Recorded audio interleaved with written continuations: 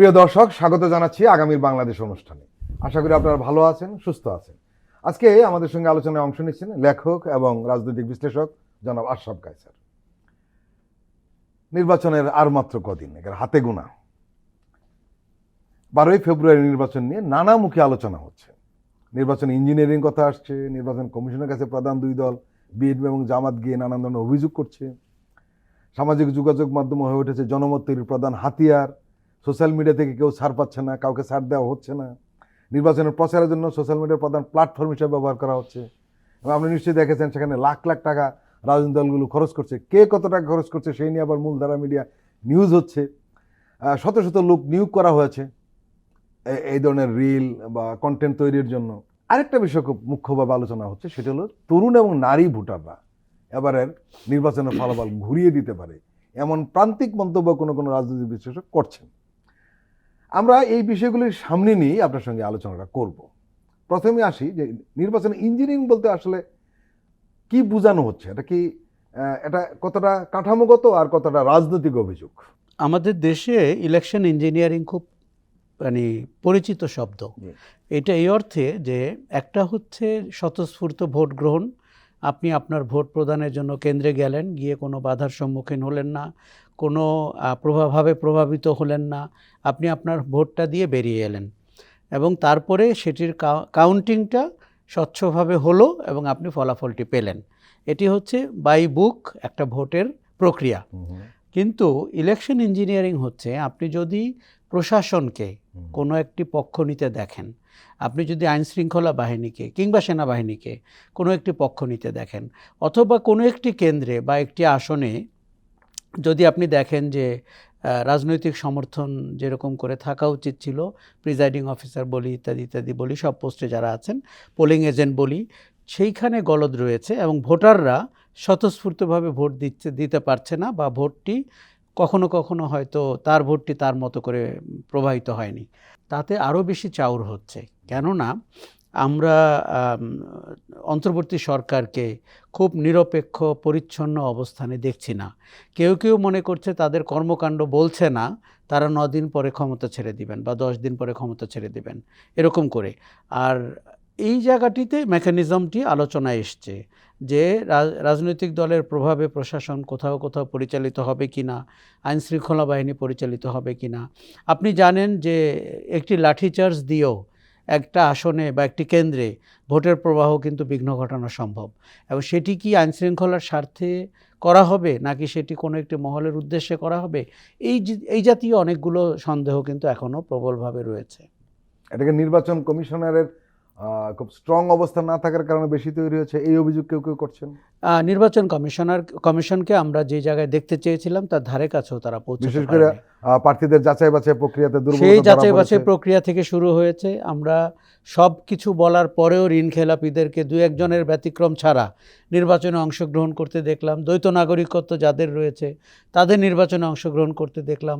BNP গতকাল একটি গুরুতর অভিযোগ করেছে, সেটি হচ্ছে যে জামাতে ইসলামী তার সমর্থকদেরকে যেই আসনগুলোতে তাদের জয়ের সম্ভাবনা বেশি সেই জায়গাগুলোতে ভোটার বানিয়েছে, অন্য জায়গার থেকে সরিয়ে শিফট করেছে। এটি কিন্তু খুব গুরুতর অভিযোগ, এবং এটি যদি গত কয়েক মাস ধরে তারা করতে পারে এবং করে থাকে, এটি আমার ধারণা কমিশনকে উত্তর দিতে হবে। এখানে আরেকটা দিক রয়েছে আশরাফ কায়সার, গণমাধ্যম কর্মী হিসেবে আমি তো জানি, অনেক সাধারণ মানুষও জানে যে জামাত এই কাজটি করেছে, অনেক আগেই করেছে, যখন ওই শিফট করার সুযোগটা তৈরি হয়েছে, এটা সবাই জানে। এমনকি কোন কোন আসনে কত করেছে সেই ধরনের খবরও কিন্তু আমাদের কাছে কম বেশি আছে। বিএনপি তো দেরিতে টের পেল, বিষয়টা কেমন? দেখুন, গত কয়েক মাস আমরা বিএনপিকে ভোটের রাজনীতি করতে দেখিনি। বিএনপি তার দলীয় কর্মকাণ্ডের যে নেতিবাচক দিকগুলো আছে সেইগুলোতে বেশি ব্যস্ত ছিল। রাজনীতিটি করেছে জামাত ইসলামী, সেটি ভোটের রাজনীতি, সেটি আমরা 16 মাস ধরে তাদেরকে করতে দেখেছি। তারা তাদের কৌশল ঠিক করেছে, তাদের বয়ান ঠিক করেছে, প্রার্থী ঘোষণা করেছে, এবং সে যদি শিফট করে থাকে সেই কাজটিও তারা করেছে। কাজেই এটি আমি বলবো যে রাজনীতির কৌশলের মধ্যে জামাত ইসলামীকে আমি অনেক বেশি পয়েন্ট দিব। সে তো ভোটের রাজনীতিটি করেছে, কিন্তু বিএনপি বারবার যেটি করে সেটি হচ্ছে সে জনসমর্থনের উপরে নির্ভর করে, কৌশল কম করে, এবং যেহেতু মানুষ বিএনপিকে ভোট দেয়, কাজে এবার দেখার বিষয় রয়েছে কৌশলের কাছে জনপ্রিয়তা কোন জায়গায় গিয়ে ঠেকে। এখানে আরেকটা বিষয় আসে, সেটা হলো যে প্রধান দুই প্রতিদ্বন্দ্বী দলের যে একসঙ্গে অভিযোগ করা এটি নির্বাচন ব্যবস্থার গভীর সংকটের ইঙ্গিত কিনা এই প্রশ্ন উঠতে পারে। আরেকটা হলো যে আপনারা জানেন যে রাজনীতিতে যিনি ক্ষমতাধর তাকে চাপে রাখা, তার পক্ষে নিয়ে আসা, এই ধরনের কৌশল কিন্তু থাকে। এই কারণে এই প্রশ্ন উঠছে যে বিএনপি এবং জামাতের অভিযোগগুলি আসলে কতটা রাজনৈতিক কৌশল আসলে আর কতটা বাস্তব সমস্যা। রাজনীতির কৌশল তো বটেই, জি চাপে রাখার কৌশলও বটেই, কারণ আমরা এনসিপিকেও দেখছি এখনও ভোটের অনিশ্চয়তা নিয়ে কথা বলছে এবং বলছে যে শেষ দিন পর্যন্ত তারা দেখবে যে ভোটটি ফেয়ার হয় কিনা। কাজে এটি কৌশলের একটি বিষয় রয়েছে। আপনি জানেন যে আমরা যখন ঢাকাতে বসে কথা বলি তার সাথে ভুরুঙ্গামারীর একটি কেন্দ্রের দূরত্ব কিন্তু অনেক। সেখানে যদি কৌশলের কারণে আপনি স্থানীয় প্রশাসনকে প্রভাবিত করতে পারেন, সেটি আমাদের মতো মানুষজনই তো ভোটের দায়িত্ব পালন করে, কাজে প্রভাবিত করাও সহজ। কাজেই কৌশলের খেলা এখানে রয়েছে, কিছু কিছু বাস্তবসম্মত কমপ্লেন রয়েছে, আর কিছুটা আমার মনে হয় নিজের দোষ ঢেকে অন্যকে দোষী করার যে চেষ্টাটি সেটিও এই ক্ষেত্রে প্রযোজ্য। এখন আমরা দেখতে পাচ্ছি যে নির্বাচন কমিশনের ধারাবাহিকভাবে বড় দুটি দল যাচ্ছে, যে একে গেলে অন্য কেউ যেতে হচ্ছে। দেখা যাক কতটুকু আসলে কমিশনের বিষয়। ঠিক আছে, আমরা কিছু সংকটের কথা বললাম, সমস্যার কথা বললাম।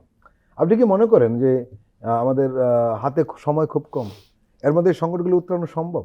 যে প্রশ্নগুলো মানুষের মধ্যে জন্ম হয়েছে সেই প্রশ্নের ইতিবাচক জবাব আমরা আশা করতে পারি কিনা? দেখুন, আমি মনে করি সময় এত কম, এই সময়ে তাদের যে প্রয়োজনীয় কাজ সেটি করতে তারা হিমশিম খাবেন। কাজেই ৩০০টি আসনে নির্বাচন করা এবং গণভোটের মতো একটি জটিল বিষয়কে, কারণ ইতিমধ্যে আপনি জানেন গণভোট নিয়ে সত্য এবং মিথ্যার ছড়াছড়ির কোনো শেষ নেই। সরকার একটি পক্ষ নিয়েছে, আবার প্রশাসন শুরুতে তার পক্ষে কাজ করেছে, এখন প্রশাসন বা সরকারি দপ্তরগুলো থেকে সেগুলো সরিয়ে নেওয়া হয়েছে। আমার মনে হয় এত বেশি জটিল কনফিউশনের ইলেকশন আমাদের ইতিহাসে কখনো হয়নি। কাজেই দেখার বিষয় রয়েছে এই সময় নির্বাচন কমিশনটিকে আমরা যেই শক্ত অবস্থানে, নিরপেক্ষ অবস্থানে, সক্ষমতার জায়গায় দেখতে চেয়েছিলাম সেটি তারা কিন্তু না। কাজেই তারা তাদের প্রয়োজনীয় কাজ করবে নাকি সমালোচনা বা কমপ্লেইনের উত্তরে কিছু করবে, আমার ধারণা খুব বাজে অবস্থা হবে। এই কারণে কেউ কেউ বলার চেষ্টা করছেন যে আসলে বাংলাদেশের সামনে সুষ্ঠু নির্বাচনটি যদি সুষ্ঠু এবং নিরপেক্ষ করতে হয়, আসলে শেষ পর্যন্ত গোটা দায়িত্বটা পড়ে যাবে রাজনৈতিক দলগুলোর উপর। আমি সবসময় বলে থাকি ৮০% দায়িত্ব রাজনৈতিক দলের। আমরা আর ৮০% হলে তো হয়েই যায় না, হয়ে যায়। আমরা বারবার কমিশনকে সামনে আনছি এটি একটি প্রতিষ্ঠান বলে, কিন্তু আমরা ধরেই নিচ্ছি যে কমিশনের এই সক্ষমতা নাই। আপনি জানেন যে নির্বাচনের ৩ মাস আগের থেকে আমরা বলে থাকি প্রশাসনও তার হাতে চলে যাচ্ছে, কিন্তু বাস্তব অবস্থা আপনি দেখতে পাচ্ছেন তার সেই দায়িত্ব নেওয়ার অবস্থায় নির্বাচন কমিশন নাই। রাজনৈতিক দলগুলো যদি ভালো নির্বাচন চায়, ভালো নির্বাচন হবে। রাজনৈতিক দলগুলো যদি নির্বাচন খারাপ করতে চায়, খারাপ নির্বাচন। উদাহরণ ৯১। একদমই। এবং এইবারেরটা আমি কিন্তু আপনাকে বলি, আমরা তো সত্যিই চেয়েছিলাম যে একটা দারুণ নির্বাচন হোক। প্রফেসর ইউনূস যেমন করে বলেন উৎসব মুখর ঐতিহাসিক ইতিহাস নির্মাতা নির্বাচন হোক, পরিস্থিতি ওই জায়গায় যায়নি। আমরা তিনটি নির্বাচন পচা হয়েছে, ভোট দেইনি। সেই তুলনায় আপনি যে স্বতঃস্ফূর্ত অংশগ্রহণ, মানুষের অংশগ্রহণ, আমি কিন্তু দলীয় কর্মীদেরটা বলছি না, আমরা ওই জায়গায় যেতে পারিনি। গণভোট নিয়ে আমার ধারণা রাজনৈতিক দলগুলো ৭-৮ মাস ধরে সংলাপ করেও সেটিকে কতটা আত্মস্থ করতে পেরেছে এবং সেটির পক্ষে কতটা প্রচারণায় নামতে পেরেছে, আই এম ভেরি ডাউটফুল।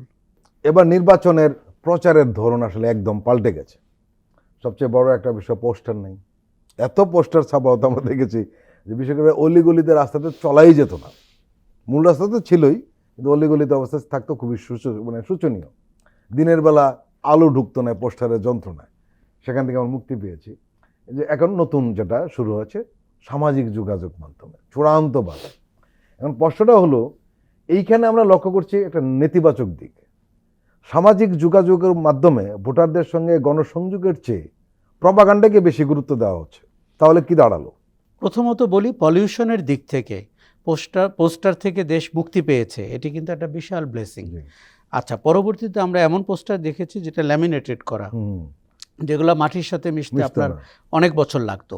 কিন্তু সামাজিক যোগাযোগ মাধ্যমের যে ইতিবাচক ব্যবহার, সেইটা এবারের নির্বাচনে কম দেখলাম। কম মানে এই অর্থে আপনি আপনার পক্ষে প্রচার করবেন, আপনার কর্মসূচি জানাবেন এবং আপনার প্রতিপক্ষ যদি আপনাকে কোনো জায়গায় বেকায়দায় ফেলতে চায় আপনি সেটা বলবেন। সেইটি না করে যে প্রোপাগান্ডা হচ্ছে এবং মিথ্যা মিলিয়ে ডিসইনফরমেশন মিসইনফরমেশন করে আমার ধারণা প্ল্যাটফর্মের অপব্যবহার হচ্ছে এবং তাতে করে মানুষ আরও বেশি বিভ্রান্ত হচ্ছে। এতক্ষণ যে বিভ্রান্তির তালিকা দিলাম তার সাথে সামাজিক যোগাযোগ মাধ্যম কিন্তু ইনস্ট্রুমেন্টাল, তারা নেভিগেশনের রোলে আছে। আমি অনেক মানুষকে দেখছি উনি গুজবকে নিউজ বলছেন এবং নিউজ উনি দেখেন না, কিন্তু উনি গুজবের উপরে ভিত্তি করে তার সিদ্ধান্ত প্রণয়নের চেষ্টা করছেন, আলাপ করছে, ডিসকাস করছে। ইতিহাসে কখনো আমাদের কোনো নির্বাচনে সামাজিক যোগাযোগ মাধ্যম এতটা প্রভাবকের ভূমিকায় ছিল না, যেহেতু প্রতিদ্বন্দ্বিতাপূর্ণ নির্বাচন ছিল না। এটি সতর্ক থাকার বিষয়। নির্বাচন কমিশনের কথা ছিল যে আর্টিফিশিয়াল ইন্টেলিজেন্স এবং সামাজিক যোগাযোগ মাধ্যমের অপব্যবহার নিয়ে তাদের দৃঢ় অবস্থান। দেখুন এগুলো না মানে নিউজ ক্যামেরার সামনে বলতে খুব ভাল লাগে, এই সক্ষমতাও নির্বাচন কমিশনের নাই।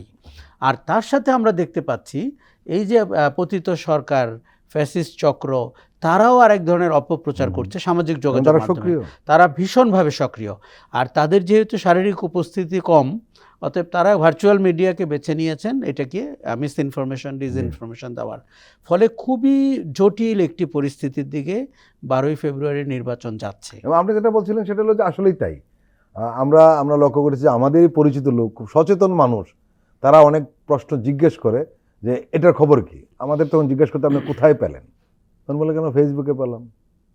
তাই বলে মূলধারার পত্রিকা অন্তত দেখেন, কিছুটা হলে তো বিশ্বাস করা যায়। এখন প্রশ্নটা দাঁড়িয়েছে সেটা হলো যে এই প্রপাগান্ডা কিন্তু একটা নেগেটিভ দিক দিয়েছে। আপনি যেখানে টুকটাক যেখানে মারামারি হচ্ছে, উত্তেজনা ছড়ানো হচ্ছে, সব মূল কাণ্ডে কিন্তু এই সোশ্যাল মিডিয়ার প্রপাগান্ডা। আপনি একটা জিনিস শুধু ইম্যাজিন করেন, এই প্রপাগান্ডা যদি এইভাবে চলতে থাকে এবং ইলেকশনের দিন কিংবা তার আগের দিন যদি এরকম 10টি গুজব আমাদের জনজীবনকে বিপর্যস্ত করে ফেলে, তাহলে ইলেকশনের উপরে তার প্রভাব কী? এটি কিন্তু আগুনের মতো ছড়ায়। অতএব আপনি যদি গুজবকে নিউজ মনে করে আপনার অ্যাকশনটি করেন নির্বাচনমুখী, তাহলে এটাকে কি করে ঠেকানো হবে? এই জায়গাটাতে কিন্তু আমি মনে করি না যে আইনশৃঙ্খলা বাহিনী বলি, সাইবার নিরাপত্তার জায়গা বলি, অথবা নির্বাচন কমিশন বলি, তাদের দক্ষতা কিংবা যোগ্যতা কিংবা অবজারভেশন কোনোটাই রয়েছে। কাজেই এটি বড় মাপের আঘাত হতে পারে বলে আমি মনে করি নির্বাচনের দিকে। আপনি খুব ভালো জানেন যে প্রতিবেশী দেশ, পতিত শক্তি, তারা নির্বাচনটিকে বানচাল করতে চাচ্ছে। কারণ এই নির্বাচন হয়ে গেলে 5 বছরের জন্য বাংলাদেশের জনগণ অন্তত ম্যান্ডেট দিয়ে ফেলবে কোনো একটি দলকে সরকার গঠনের জন্য। তাতে করে এই পতিত শক্তির জন্য ঝামেলা হয়ে যাবে, অপ্রাসঙ্গিক হয়ে যাবে, ভীষণ অপ্রাসঙ্গিক হবে। এবং একটি নির্বাচন থেকে বিচ্যুত হলে ইতিহাসে অনেক বড় ঘটনা ঘটে। কাজেই তারা চাচ্ছে নির্বাচনটিকে বানচাল করতে অথবা প্রশ্নবিদ্ধ করতে। এর দুটি একটি যদি তারা ঘটাতে পারে, তাহলে কিন্তু আমার মনে হয় জুলাই আগস্টের পরাজয় হতে পারে এই নির্বাচনের ভেতরে। আরেকটি প্রশ্ন, সেটা হলো যে এই যে সামাজিক যোগাযোগ মাধ্যমের যে শক্তিশালী হয়ে ওঠা, এটি কি ভোটারদেরকে প্রভাবিত করছে নাকি শুধু দৃশ্যমানতা বাড়াচ্ছে, কোনটা? আমি কিন্তু দেখতে পাচ্ছি যে প্রভাবিতও করছে, ভিজিবিলিটি তো বাড়ছেই, দুটোই করছে। কেন? এমনিতেই কিন্তু মিথ্যা আপনার সত্যের চেয়ে পাওয়ারফুল, আর গুজব আরও পাওয়ারফুল। ফলে সে দেখতে পাচ্ছে যে সে যেটাতে বিলিভ করে বা অবচেতন মনে যেটাকে সত্য বলে মনে করে, এটা তার কাছে চলে এসছে। তখন সে মনে করছে যে এটি হয়তো সত্য। কিন্তু এই জায়গাটাতে ভীষণভাবে কাজ করার বিষয় রয়েছে, এটি যে সত্য না এটি আমাদের বুঝতে হবে। আরেকটা জিনিস হচ্ছে যে আরেকটা বিতর্ক আপনি খেয়াল করে দেখবেন, যে ইস্যুগুলো নিয়ে নির্বাচনের আগে বিতর্ক হওয়ার কথা ছিল, আমরা সেই ইস্যুগুলোতে কেউ কথা বলছি না। প্রয়োজনীয় ইস্যুগুলো আমাদের মানে নজরের বাইরে। আমরা অদ্ভুত সব বিষয় নিয়ে ব্যস্ত হয়ে গেছি, যেটি আসলে ঠিক এই মুহূর্তে প্রয়োজনীয় বিষয় না। কাজেই কেউ কেউ তার নিজস্ব ন্যারেটিভ বাজারজাত করছে ভোটের মাঠে গোল দেওয়ার জন্য। এটা একটা গুরুত্বপূর্ণ বিষয় আপনি দৃষ্টি আকর্ষণ করেছেন, যার জন্য আমরা দেখছি যে পত্রিকার নিউজ পরিবেশনা, উপসম্পাদকীয় এবং টেলিভিশনগুলির যে টক শুরু আছে, সেখানে নির্বাচনটা কী কারণে অর্থবহ হবে, কী কারণে অর্থহীন হবে, কী কারণে কী করলে অর্থবহ করা যায়, এই বিষয়গুলো আলোচনা না করে খুব সিলিক অনেক বিষয়গুলো নিয়ে সেখানে উত্তেজনা, প্রপাগান্ডার মতো, অনেক সময় মূলধারার কিছু কিছু প্রপাগান্ডার মতো তথ্য পরিবেশন করছে যারা অংশ নিচ্ছে। তাহলে কি দাঁড়ালো শেষ পর্যন্ত? তাহলে এরা কি মূলধারার মিডিয়াও কি এর সাথে প্রতিযোগিতায় নেমে পড়লো? দেখুন, সোশ্যাল মিডিয়া মূলধারার মিডিয়া অনেক দিন থেকেই আইডেন্টিটি সংকটে ভুগছে। কেননা আমি যদি ইতিবাচক অর্থেই বলি যে digital media, social media, virtual media মূলধারার মিডিয়ার থেকে অনেক অগ্রসর। সে অনেক দ্রুত খবর পরিবেশন করতে পারে, এটা হচ্ছে ভালো দিক। আর খারাপ দিক হচ্ছে সে নিউজকে চেক না করেই তার কোনো দায়িত্ব নাই। এখন মূলধারার মিডিয়াকে আপনি দেখতে পাচ্ছেন যে সামাজিক যোগাযোগ মাধ্যম তার একটা সাবজেক্ট হয়ে উঠেছে। সে ওখান থেকে নির্যাসটা নিয়ে তার মূলধারার প্ল্যাটফর্মে সেটি বিতরণ করছেন। এবং আপনি একটু আগে আওয়ামী লীগের ব্যাপারে বলছিলেন ইররেলেভেন্ট হয়ে যাওয়া। মূলধারার মিডিয়া ইররেলেভেন্ট হয়ে যাওয়ার একটি সংকটের মধ্যে রয়েছে। তারা মনে করছে যে, যেমন নিউ ইয়র্ক টাইমস রিসেন্টলি তাদের একটা ক্যাম্পেইনে বলেছে যে যেই নিউজ একজন জার্নালিস্টের লেখা বা বানানো বা তৈরি করা, আপনি তাকে বিশ্বাস করুন। একজন সাংবাদিক যদি এর পেছনে না থাকে, এটা কোনো নিউজ না। এবং আমাদের 400-র মতো সাংবাদিক আপনার জন্য নিউজটি তৈরি করে। এই কথাটি প্রথম আমাদের মতো মূলধারার মিডিয়াকেও এখন জোরে সোরে বলতে হবে, ফারাকটি তৈরি করে দিতে হবে যে কোনটি নিউজ আর কোনটি নিউজ না। কাজে মূলধারার মিডিয়াও একটি সংকটে রয়েছে সামাজিক যোগাযোগ মাধ্যমের প্রবল প্রতাপের মুখে। কিন্তু আমরা দেখছি যে মূলধারার মিডিয়া নিজেরাই গহ্বরে পড়ে যাচ্ছে। কোন নিউজ করলে কে খুশি হবে, কে বিরক্ত হবে, সেই হিসাবটি সামনে আনছে, কিন্তু সেখানে কোনো নিউজ ভ্যালুর পাত্তা থাকছে না। প্রথমত বলি যে আমাদের মিডিয়া, মূলধারার মিডিয়াকে যদি মিডিয়া বলি, তারা একটা ঐতিহাসিক অপরাধের অংশ। এক হচ্ছে তারা যিনি প্রতিষ্ঠান চালান বা এস্টাবলিশমেন্টের পক্ষে তারা পতাকা তুলেছেন, তারা ন্যাক্কারজনক সাংবাদিকতা করেছেন, আমরা যদি গত 15 বছর ধরি।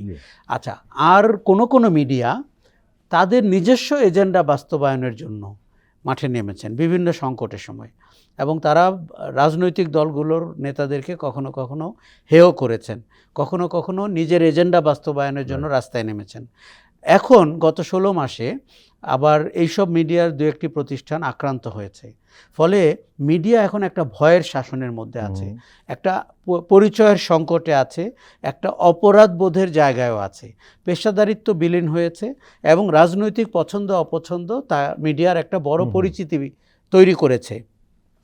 আমার ধারণা মিডিয়া এখন সবচেয়ে ভালনারেবল, কেননা তারা রাজনৈতিক শক্তির পক্ষ নিয়ে বা বিরুদ্ধ পক্ষ হয়ে পরিচিত হয়েছেন, এবং তারা মব ভায়োলেন্সকে মানে ভয় পাচ্ছেন স্বাভাবিকভাবেই, কিন্তু তাদের নিজেদের পেশাদারিত্ব এজেন্ডাবিহীন সেই জায়গাটিকেও স্ট্রং করতে পারেননি। ফলে এই ইন্ডাস্ট্রি হিসাবে মিডিয়ার সংকট আমার কাছে দারুণভাবে দৃশ্যমান। এখানে আরেকটা বিষয় কিন্তু যোগ হয়েছে, আপনি নিশ্চয়ই লক্ষ্য করেছেন যে সাংবাদিকরা হয়ে যাচ্ছে দলীয় কর্মী, এবং তাদের সোশ্যাল মিডিয়ার স্ট্যাটাস দেখলেই তাই মনে হয়। আর কোনো সম্পাদক হয়ে যাচ্ছেন দলের নেতা। তাহলে কি দাঁড়াবে? আপনাকে একটা জিনিস বলি, ধরেন এত প্রকাশ্যে কিন্তু এর আগে আসেনি। ধরেন শেখ হাসিনা প্রধানমন্ত্রী ছিলেন, নির্বাচিত কিংবা অনির্বাচিত, সেখানে তো এক ধরনের আপনার স্তুতি, দাস প্রথা আমরা দেখেছি। কিন্তু এখন ধরেন একজন প্রধানমন্ত্রী আগামীতে হতে পারেন, কিন্তু তার অনুষ্ঠানে গিয়ে আপনি যদি একই জিনিস দেখেন, স্তুতি কিংবা দাস প্রথার শুরু, তাহলে আপনার কি পরিবর্তন হলো? উনি এখনও পদে বসেননি।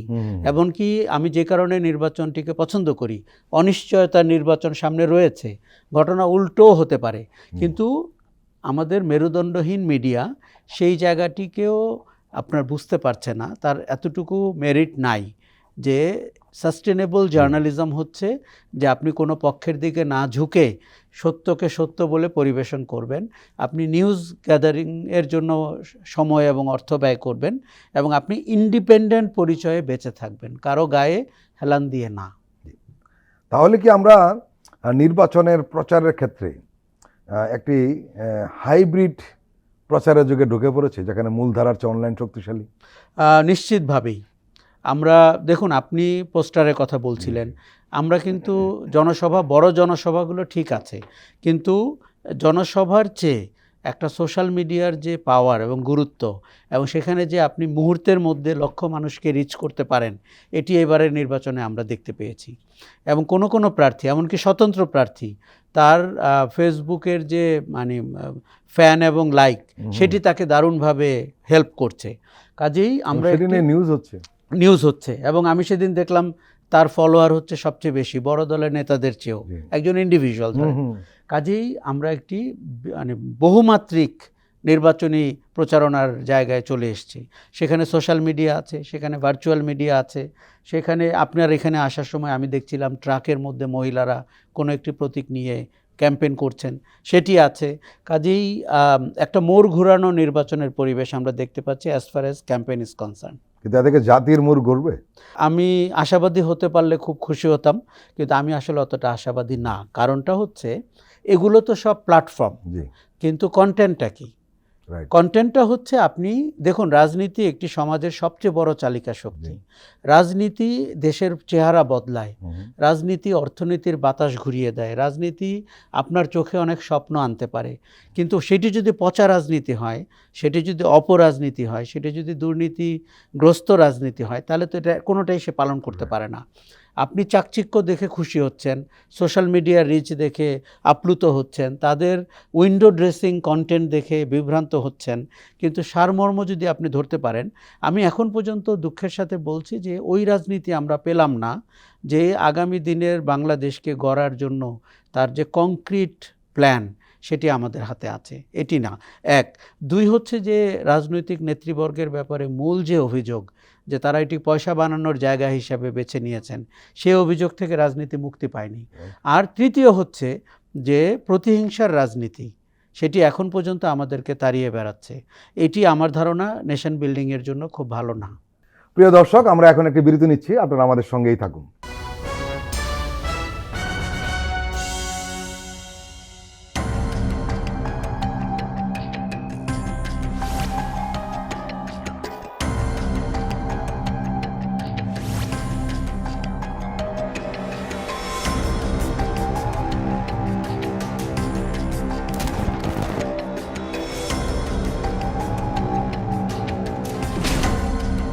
ফ্যাসিবাদের দিনলিপি, গবেষণা ও উপস্থাপনা সাইদ খান, প্রযোজনা আফরোজা সুলতানা ও মামুন মাহমুদ। দেখবেন প্রতি রবি থেকে বৃহস্পতিবার সন্ধ্যা 7টায়।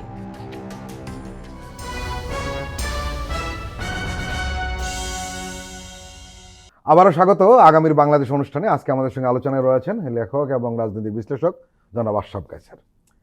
আশরাফ কায়সার, আপনি বলছিলেন যে একটা অনিশ্চয়তা নির্বাচন হচ্ছে। অনিশ্চয়তা অর্থ কে ক্ষমতা আসবে, এই অর্থ আপনি বলেছিলেন। এর মানে প্রতিদ্বন্দ্বিতাপূর্ণ নির্বাচন হচ্ছে। কিন্তু আমরা কিন্তু ধরে নিয়েছিলাম যে 5ই আগস্টের পর যেহেতু আওয়ামী লীগ নেই, নির্বাচনটি হয়তো প্রতিদ্বন্দ্বিতাপূর্ণ হবে না। বিএনপির কিছু কিছু নেতা অনেক বেশি আশাবাদী করেছিলেন, তারা অনেক আসন পাবেন, এটা ধরে নিয়েছিলেন, এবং সাধারণ মানুষ কিন্তু তাই ধরে নিয়েছিল। কিন্তু ঘটনা প্রবাহ ধীরে ধীরে ধীরে ধীরে পাল্টাতে শুরু করলো, এবং এখন যেটা আমরা লক্ষ্য করছি যে 11 দলীয় জোট এবং বিএনপি যে জোট, দুধ পক্ষই কিন্তু এখন একদম মুখোমুখি দাঁড়িয়েছে। পজিটিভ অর্থে বলছি আমি, মানে খুব প্রতিদ্বন্দ্বিতাপূর্ণ। আপনি লক্ষ্য করেছেন যে বিএনপির কোনো নেতা ঢাকাতেও আসছে না বলেও, সবাই এলাকা পরে রয়েছে। এবং আপনি জানেন যে মির্জা ফখরুলের মতো বর্ষিয়ান নেতা, উনি ঠিকমতো হাঁটতে পারেন না, কিন্তু উনিও কিন্তু মাঠে নেমে ক্যাম্পিং করছেন। এর মানে আসলেই একটা প্রতিদ্বন্দ্বিতাপূর্ণ জায়গা পৌঁছে গেছে। আপনার কাছে আমার প্রশ্ন, এই জায়গাটি কিভাবে তৈরি হলো? নির্বাচনটি প্রতিদ্বন্দ্বিতাপূর্ণ হয়েছে এবং এখন আমরা সেটার উত্তাপ টের পাচ্ছি। এটি আমার মনে হয় এজন্য হলো যে আওয়ামী লীগ যখন গণবিচ্ছিন্ন রাজনীতি করছিল এবং ভোটহীন ভোটের আয়োজন করছিল, এতে করে দলটি তার পায়ের নিচের মাটি সরে যাচ্ছিল, এবং তার প্রতি গণতন্ত্রপ্রেমী রাজনীতি ঘনিষ্ঠ মানুষের যে সংযোগটি ছিল সেটি আওয়ামী লীগ নিজেই কিন্তু নষ্ট করছিল প্রতি 5 বছর পর পর। এখন গত 16-17 মাসে আমরা টের পেলাম যে আমাদের, দেখুন, রাজনীতি তো একটি প্রবহমান নদীর মতো, এখানে নতুন আশা আকাঙ্ক্ষার জন্ম হয়, নতুন বাস্তবতা। আর বিশেষ করে 5ই আগস্টের পরে তো হয়েছেই। 5ই আগস্ট তো আমাদের জন্য, জীবনের জন্য আই ওপেনার। এই অর্থে আই ওপেনার যে আপনি এরকম একটি ফ্যাসিস্টকে বিদায় করতে পারেন, তার মানে মানুষের আত্মবিশ্বাস তুঙ্গে উঠল। এই অর্থে আই ওপেনার যে ভারত আমাদের দেশের সিদ্ধান্ত গ্রহণ প্রক্রিয়ার অংশ হয়ে গেছিল এবং সেখান থেকে আপনাকে সরে আসতে হবে এবং স্বাধীন সার্বভৌম বাংলাদেশের পক্ষে আপনার অবস্থান নিতে হবে। এবং এই অর্থে আই ওপেনার যে আমরা একটি কম দুর্নীতিযুক্ত সুশাসনের একটি সরকার দেখতে চাই এবং রাজনীতি দেখতে চাই। তার মানে আপনি যদি এই 3টি বাস্তবতাকে দেখেন, জামাতে ইসলামী বা এনসিপির মতো দল যেই জায়গাটিতে পপুলারিটি গেইন করলো, বিশেষ করে জামাত ইসলামী, কেননা তারা রিলেটিভলি দুর্নীতির বিরোধী অবস্থানে তাদের প্রুভেন ট্র্যাক রেকর্ড আছে, কথার কথা। আর তাদের প্রতিপক্ষকে তারা সহজেই বলতে পারছেন যে তারা টেন্ডারবাজি, চাঁদাবাজির অংশ হয়ে গেছে। আর ভারতের ব্যাপারে অবস্থান, এই যে আপনি দুটি গোষ্ঠীর কথা বললেন, নারী এবং তরুণ, সেইখানে কিন্তু তরুণদের দৃঢ় অবস্থান আছে যে আমরা ভারতের অধীনস্থ একটি দেশ হিসাবে থাকতে চাই না, আমরা একটি স্বাধীন দেশ থাকতে চাই, ভারত বিরোধিতা চাই না, কিন্তু ভারতের চোখে তাকিয়ে ন্যায্য অধিকার আদায়ের রাজনীতি দেখতে চাই, এটি। আবার নারীদের ব্যাপারে সমস্যা হচ্ছে, আপনি গত কয়েক সপ্তাহে খেয়াল করেছেন জামাতে ইসলামীর আমিরের কোনো একটি বক্তব্যকে কেন্দ্র করে সারা দেশেই কিন্তু নারীদের মধ্যে এক ধরনের প্রতিক্রিয়া হয়েছে যে তাহলে কি তারা নারীদেরকে হেয় করে, খাটো করে দেখে, তাদের শাসনামল যদি কখনো আসে তাহলে কি নারী অধিকারের জায়গাটি থেকে আমরা সরে যাচ্ছি। কাজেই এই জায়গাটিতে আমি কেন অনিশ্চয়তা বলছি, আমরা ভোটের দিনের আগে কখনোই টের পেতে পারবো না যে কোনটিকে মানুষ সামনে নিয়ে তার বিবেচনা বোধটি প্রয়োগ করবেন। রাজনীতিতে এই প্রতিযোগিতা ভালো, নির্বাচনে এটি আরও গুরুত্বপূর্ণ, এবং আমি ওই পশ্চিমা ধাঁচের যে অন্তর্ভুক্তিমূলক নির্বাচন, যেটি তারা গত 15 বছর বলেন, এখন কিন্তু বলা শুরু করেছেন, এটি আমাদের রাজনীতির জন্য খুব একটা জরুরি না, প্রাসঙ্গিক না। এবং আপনি নির্বাচনের পরে যখন আপনি 55 ভাগ বা 60 ভাগ বা 65 ভাগ ভোট দেখতে পাবেন, তখন আপনি নিজেও কনভিন্সড হবেন যে এটি আসলে আমাদের একটি পলি পড়ে যাওয়ার মতো, নির্বাচনটি সেরকম একটি প্রক্রিয়া তৈরি করে দেবে। আরেকটা বিষয় যেটা আপনি বলছিলেন যে তরুণরা মানতে চায় না ভারতকে, এই কারণে কেউ কেউ বলছেন যে তরুণরা গেম চেঞ্জার হয়ে যেতে পারে। কারণ আপনি নিশ্চয়ই জানেন, আমরা এই অনুষ্ঠানে বারবার একটা আলোচনা করছি যে প্রায় 4,30,00,000 ভোটার রয়েছে যাদের বয়স 18 থেকে 38 এবং যারা কখনো ভোট দেয়নি বা দিতে পারেনি। আসলে কি গেম চেঞ্জার হবে তারা? আমার তাই ধারণা, কেননা প্রথমবার ভোট দেওয়ার যে অনুভূতি, সেটির মতো প্রবল অনুভূতি কিন্তু কম, এটি এইবার তারা প্রয়োগ করবে।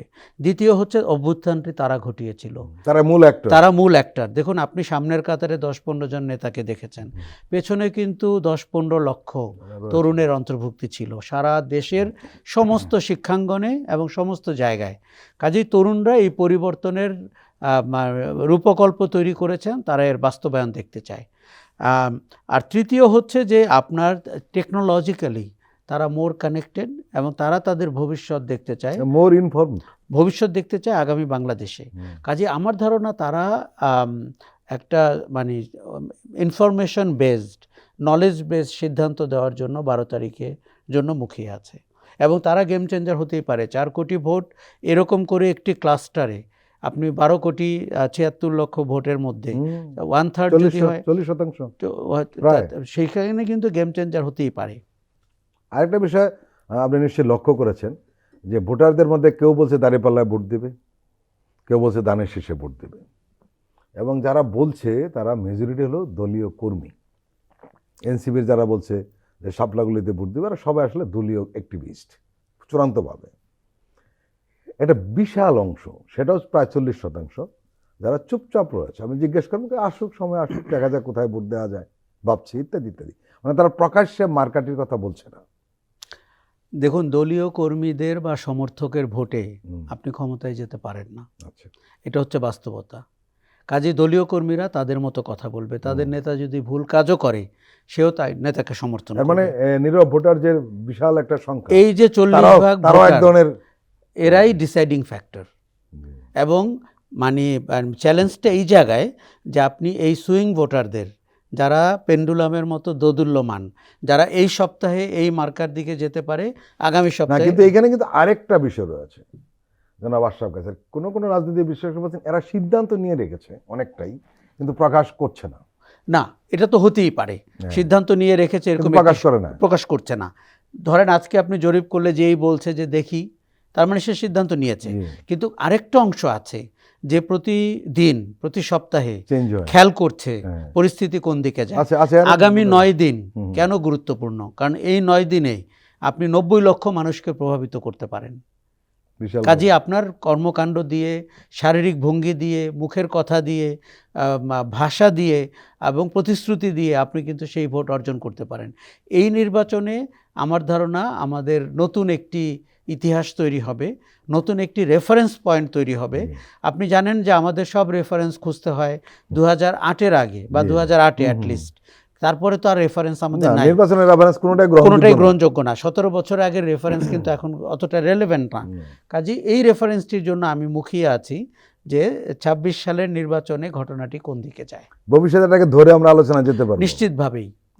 একটা বিষয় সেটা হলো যে আপনার কাছে কি মনে হয় যে তরুণদের কাছে আসলে কোন ইস্যুটি সবচেয়ে বেশি প্রভাব ফেলবে? সেটা কি কর্মসংস্থান, নিরাপত্তা, দুর্নীতিমুক্ত, নাকি জুলাই বিপ্লব, নাকি সংস্কার? অনেকগুলো বিষয় রয়েছে। দেখুন, আমার ধারণা যে তারা একটি সুশাসনের পক্ষের অংশ।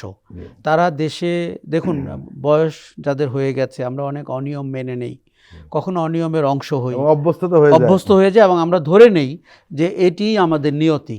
তরুণরা নিয়তিকে চ্যালেঞ্জ করে, তারা নিয়তি বদলাতে চায়। কাজে আমার ধারণা সুশাসনের পক্ষে তারা ভোট দেবে, যার কাছ থেকে সে সুশাসনের আভাস পাবে।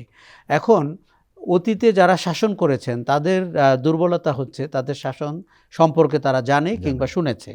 আবার তাদের ইতিবাচক দিক হচ্ছে তারা বলতে চায় যে আমাদের অভিজ্ঞতা রয়েছে, রাষ্ট্র পরিচালনা তো চারটিখানি কথা না। এটিও এখন দেখা যাক তারা কোন দিকে যায়। আরেকটা জিনিস হচ্ছে যে আপনার এই যে জুলাইয়ের যে পরিবর্তন, এই আশা আকাঙ্ক্ষা, দেখুন তারা সংস্কার বলে কথাটি বলে কিনা আই এম ডাউটফুল, কিন্তু তারা রাষ্ট্রের সংস্কার চায়। তারা এই যে আপনি জেকে বসেন, আপনি পরপর 3টি পচা নির্বাচন করে টিকে যেতে চান, আপনার উপরে কেউ কথা বলতে পারে না, আপনার দলের ভেতরেও কোনো চ্যালেঞ্জ নাই, সরকারেও কোনো নাই, এগুলো আমার ধারণা তরুণরা পছন্দ করে না। তারা স্বচ্ছ, জবাবদিহিমূলক, ওয়েল ব্যালেন্সড গভর্নমেন্ট দেখতে চায়। সেই অর্থে তারা কিন্তু সংস্কারের যে মূল প্রবণতা, মূল ধারাগুলো, সেগুলোর সাথে তারা একমত। আর তৃতীয় যেটি চায়, দেখুন তরুণরা তার কর্মসংস্থানের জায়গাটি নিশ্চিত হতে চায়। সেটি চাকুরি বলছি না, কিন্তু আপনি তার উদ্ভাবনী শক্তি সে কাজে লাগাতে পারে এমন ক্ষেত্র আপনি তৈরি করে দিতে পারেন কিনা। সেটি হতে পারে টেকনোলজি রিলেটেড, সেটি হতে পারে অর্থনীতি, সেটি হতে পারে ব্যবসা, কিংবা বহির্দেশীয় কোনো সুযোগ, অথবা রেমিটেন্স। আমার মনে হয় এই জায়গাগুলোতে যেই দল কাজ করবে বা কথা বলবে বা টু দ্য পয়েন্ট বলতে পারবে, আমার মনে হয় তাদের সম্ভাবনা বেটার অন্যদের চেয়ে। আরেকটা বিষয়, এই নির্বাচন কি বাংলাদেশের রাজনীতিতে নতুন মুড তৈরি করতে পারবে? এটা প্রশ্ন। আরেকটা বিষয় হতে পারে যে ফলাফল যাই হোক রাজনৈতিক স্থিতিশীলতা ফিরবে বলে আপনি আশাবাদী? আমি একটু ডাউটফুল, কেননা আমার মনে হচ্ছে যে যেইভাবে দোষারোপ চলছে, যেভাবে বলা হচ্ছে প্রশাসন নিরপেক্ষ না, নির্বাচন কমিশন পারছে না, এবং অভিযোগগুলোর আপনি খেয়াল করে দেখবেন খুব স্যাটিসফ্যাক্টরি কোনো অ্যাকশন আমরা দেখতে পাইনি। এক ধরনের পাশ কাটিয়ে যাওয়ার চেষ্টা হচ্ছে। আর যদি নির্বাচনটি একটা মানে অত্যন্ত আকস্মিক ফলাফল নিয়ে আসে, সেটিতে আমি এখনো শিওর না আমাদের রাজনৈতিক দলগুলোর ওই ম্যাচুরিটি হয়েছে হজম করে সেটিকে অভিবাদন জানানোর। হতে পারলে খুব ভালো হয়, কেননা আমাদের কোনো এক জায়গা থেকে শুরু করতে হবে। আপনি কিন্তু যা ভাবছেন এই নির্বাচনে তা নাও ঘটতে পারে, কিন্তু এই রিয়ালিটি মানার মতো একটি মানসিক অবস্থা আমাদের থাকতে হবে। এই নির্বাচন থেকে রাজনৈতিক দলগুলোর সবচেয়ে বড় শিক্ষা কি হতে পারে? একটা শিক্ষা হতে পারে যে আপনার ভোটারদের সাথে সম্পৃক্তির বিষয়টি আপনাকে নতুন গুরুত্ব পেয়েছে। এক। দ্বিতীয় হচ্ছে আপনি যখন প্রার্থী মনোনয়ন দিচ্ছেন, আপনি কি দলীয় দৃষ্টিকোণ থেকে দেখছেন নাকি জনগণের দৃষ্টিকোণ থেকে দেখছেন, এলাকার দৃষ্টিকোণ থেকে দেখছেন, এটি হচ্ছে 2। তৃতীয় হচ্ছে যে আপনি আপনার শাসন ব্যবস্থা নিয়ে কতটুকু মানুষকে অন্তর্ভুক্ত করতে পেরেছেন আপনার ডিসকাশনে। দেখুন আমাদের দলীয়ভাবে কাজ করা, প্রচারণা করা, চিন্তা করা, সিদ্ধান্ত নেওয়ার প্রবণতা খুব স্ট্রং, কিন্তু উল্টোটা যদি আপনি করতে পারেন তখনই আপনি একটি মানে ঐতিহাসিক নির্বাচন ফলাফল বয়ে আনতে পারেন, যে মানুষ আপনার সিদ্ধান্ত গ্রহণ প্রক্রিয়ার অংশ। এখন মানুষের শক্তিকে আমরা সব সময় খুব খাটো করে দেখি, যতদিন না একটি বড় দুর্ঘটনা আপনাকে বলে দেয় মানুষের শক্তি কি। কিন্তু দুর্ঘটনা ছাড়াই আপনি মানুষের শক্তিতে বিশ্বাস করার ক্ষেত্রে অভ্যস্ত হতে পারেন কি করে, এই নির্বাচন সেটি একটি বড় সুযোগ দিতে পারে। সবশেষ প্রশ্ন, সেটি হলো তরুণরা রাজনৈতিক দলগুলোর নেতাদের, বিশেষ করে প্রার্থীদের বা যারা রাষ্ট্র পরিচালনা করে আসতে পারেন দু দলেরই, তাদের যোগ্যতা তারা যাচাই বাছাই করার চেষ্টা করছে এখন থেকেই। ভোট কিন্তু এখনো বাকি রয়েছে। এই যে যাচাই বাছাই করছে তারা, তরুণরা, বিশেষ করে জুলাই বিপ্লবের সঙ্গে যারা সংশ্লিষ্ট তারা তো রয়েছেনই।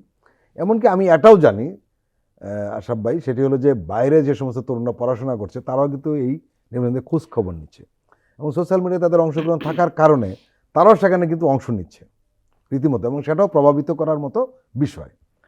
আপনাকে মনে হয় এই যে তরুণদের যে দৃষ্টিভঙ্গি, সেই দৃষ্টিভঙ্গি থেকে এই যে প্রচলিত রাজনৈতিক দলগুলোর নেতারা উতরাতে পারবে? এখানে খুব বড় গ্যাপ আছে, ফারাকটা অনেক। জি। রাজনৈতিক দলগুলো দুঃখজনকভাবে সত্যি যে যেই ধাক্কার ভেতর দিয়ে শেখ হাসিনা পালিয়ে গেছেন, সেই ধাক্কা তাদের গায়ে লেগে তাদের রাজনীতির পরিবর্তনটি ঘটেনি। এটি কিন্তু ওই সত্যি। সেই পুরনো কথা, ইতিহাস সেই- থেকে কেউ শিক্ষা শিক্ষা নেয় না। আচ্ছা, আমি গত কয়েকদিনে ঢাকা শহরে অনেক তরুণকে মিট করেছি জি। যারা অস্ট্রেলিয়া, কানাডা কিংবা মার্কিন যুক্তরাষ্ট্র থেকে ঢাকায় এসছেন ভোট দিবেন বলে। আমি বললাম যে পোস্টাল ব্যালটেও তো দেওয়া যেত, কিন্তু তারা উত্তাপটি শেয়ার করতে এসছেন, Right. তারা বড়- দেখতে অনেকেই, এসছেন, কথা বলতে এসছেন। আপনি জানেন যে এই শহরে যখন আমরা থাকি আমাদের অভাব অভিযোগের কোনো শেষ নাই, ধুলোবালি, গাড়ির হর্ন কি না। কিন্তু যারা বিদেশে থাকে তারা আপনার আমার চেয়ে বেশি বাংলাদেশকে ওন করে। তার জীবনের একটি বড় অংশ বাংলাদেশের রাজনীতি, সমাজ, অর্থনীতি। কাজেই এর সাথে তার যে আবার তার দেখা জগৎটি কিন্তু আমাদের বা দেশের পরিস্থিতির থেকে অনেক ভিন্ন।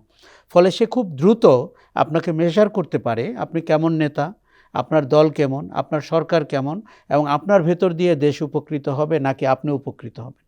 এই জায়গাটিতে দেখুন আমাদের মতো আমাদের চোখের মতো তাদের চোখ ঘোলা না, তাদের চোখ খুব পরিচ্ছন্ন, পরিষ্কার দেখতে পায়।